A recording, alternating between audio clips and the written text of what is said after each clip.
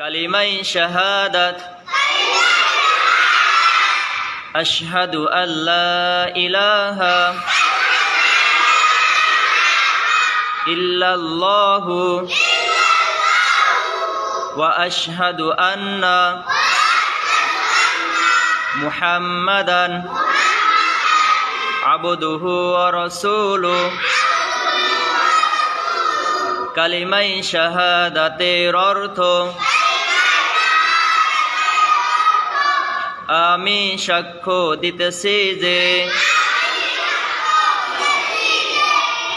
আল্লাহ তাআলা ব্যতীত ইবাদতের উপযুক্ত আর কোনো মাবুদ নাই। আমি আরো সাক্ষ্য দিতেছি যে হযরত মুহাম্মদ মুস্তাফা সাল্লাল্লাহু আলাইহি ওয়াসাল্লাম